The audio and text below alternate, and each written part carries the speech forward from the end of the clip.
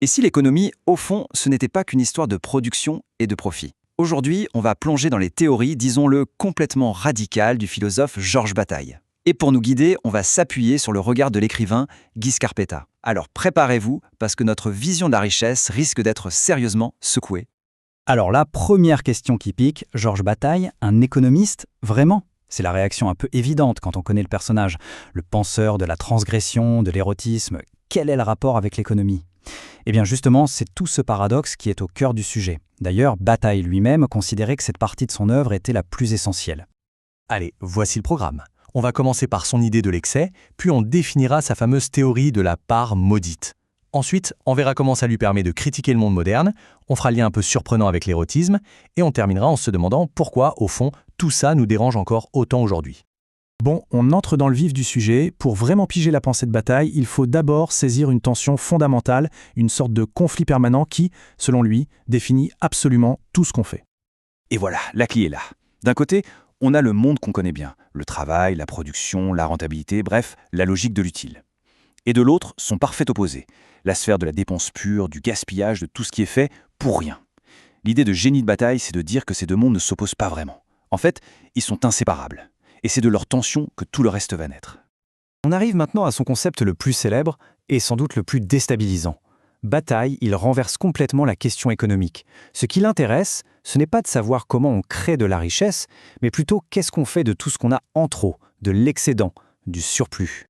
La question est posée, et la réponse, elle est vraiment au centre de toute sa philosophie. Là, on oublie les bilans comptables et les plans d'épargne. La part maudite, ça touche à quelque chose de beaucoup, beaucoup plus profond. L'identité même de nos sociétés. Le voilà, le point central. La part maudite, c'est ce surplus d'énergie que n'importe quel système, que ce soit une cellule ou une civilisation, produit et qu'il doit dépenser. C'est une obligation. Pour Bataille, on ne comprend pas une société en regardant ses usines, non. On la comprend en regardant comment, de façon glorieuse ou catastrophique, elle dilapide ce surplus. C'est là qu'elle montre son vrai visage. Et attention, ce n'est pas une idée abstraite, loin de là. Il suffit de regarder l'histoire. Les sacrifices aztèques, les cérémonies de potlatch où des chefs amérindiens brûlaient leurs richesses pour montrer leur puissance, les dépenses complètement folles de la noblesse, ou même la construction des cathédrales. Tout ça, ce sont des manières de gérer cette part maudite, des manières de dépenser l'excédent pour rien, juste pour le geste souverain.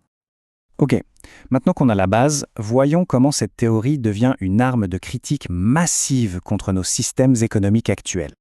Et c'est là que ça devient vraiment explosif. Pour Bataille, capitalisme et communisme soviétique, c'est bonnet blanc et blanc bonnet. Bien sûr, ils s'opposent, mais au fond, ce sont deux faces de la même pièce, le productivisme. Les deux systèmes ont un culte de l'utilité, du travail, et ils réduisent l'être humain à sa simple fonction de producteur ou de consommateur, à un homo economicus. Cette citation de Guy Scarpetta, elle résume tout parfaitement. La logique de la rentabilité qui domine notre monde n'aurait jamais, au grand jamais, permis de créer ces chefs-d'œuvre. Pourquoi ? Parce qu'ils sont le résultat d'une dépense souveraine, d'un gaspillage magnifique qui n'a rien à voir avec le profit. Et c'est toute la différence. Le luxe tape à l'œil d'aujourd'hui, qui est toujours calculé, qui est un investissement. Ce n'est pas une vraie dépense pour Bataille. Une cathédrale, ça inspirait l'admiration. Les yachts gigantesques à Dubaï, comme le dit Scarpetta, ça inspire au mieux du mépris, au pire un sentiment d'injustice assez obscène. Mais Bataille, il ne s'arrête pas là. Il pousse ses logiques encore plus loin. Et il fait un lien entre son économie de l'excès et l'érotisme. Pour lui, l'érotisme, c'est carrément la forme ultime de la dépense improductive. Alors attention, la distinction ici est hyper importante. D'un côté, il y a la sexualité, une fonction animale bien utile pour la reproduction de l'espèce. Et de l'autre, il y a l'érotisme, qui est une construction purement humaine. C'est symbolique, ça se passe pour rien, sans aucun autre objectif que l'intensité du moment. C'est la dépense d'énergie souveraine à son maximum. Mais comment ça marche cet érotisme ? Pour Bataille, le moteur, c'est un jeu permanent entre l'interdit et la transgression.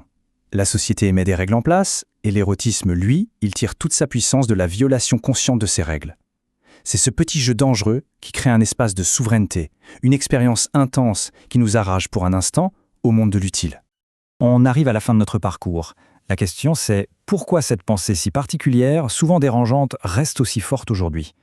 Tout simplement parce qu'elle va à contre-courant de tout ce qu'on nous présente comme des évidences. D'abord, sa pensée est une claque au fatalisme ambiant.